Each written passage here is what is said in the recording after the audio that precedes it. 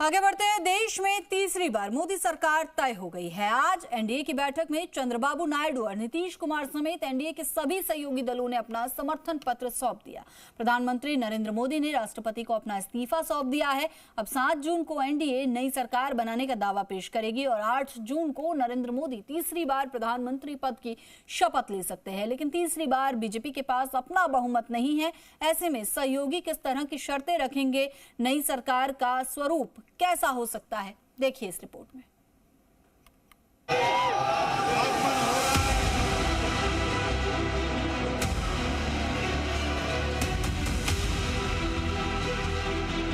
हम जनता दल यूनाइटेड नीतीश कुमार जी के नेतृत्व में पुनः एक बार एनडीए में अपनी आस्था का इजहार करता है और हम एनडीए में ही बने रहें।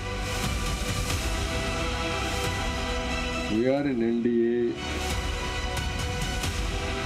एनडीए की लगातार तीसरी बार सरकार बननी तय है।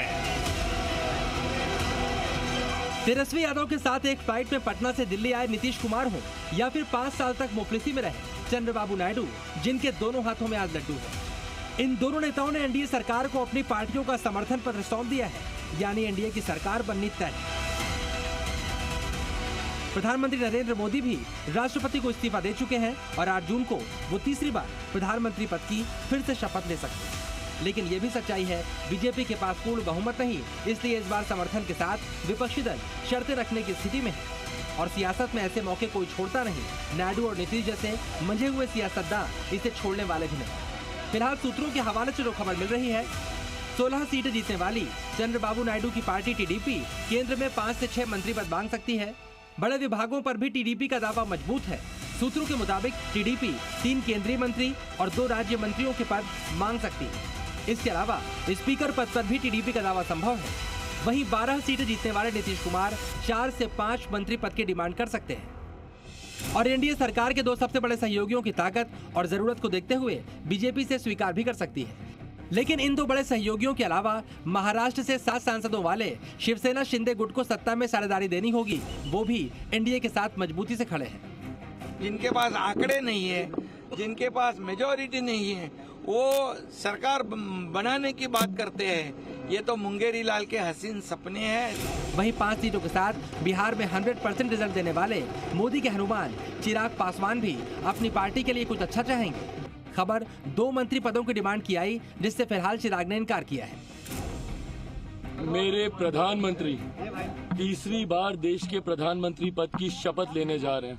हम तमाम सहयोगियों के लिए यही सबसे बड़े उत्साह की बात है। इसके अलावा यूपी से 2 सीटें जीतने वाले जयंत चौधरी का राष्ट्रीय लोकदल और अपनी सीट बचाने वाली अनुप्रिया पटेल भी उम्मीदें बांधकर बैठी होंगी।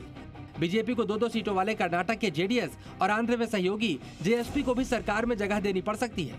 इसके अलावा देश में कई सहयोगी पार्टियां 1-1 सीटें जीतकर भी एनडीए की सरकार को बनाने में योगदान दे रही हैं। उनको क्या मिलेगा, इस पर भी नजर रहेगी।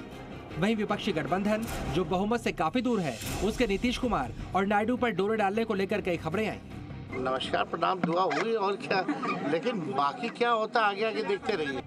लेकिन INDIA गठबंधन की बैठक से पहले मोदी के इस्तीफे की तस्वीरें और अगले शपथ ग्रहण की संभावित तारीख की खबरें आने लगी तो लगभग साफ हो गया, विपक्ष सरकार बनाने की रेस में अभी काफी पीछे है। ब्यूरो रिपोर्ट, जी मीडिया।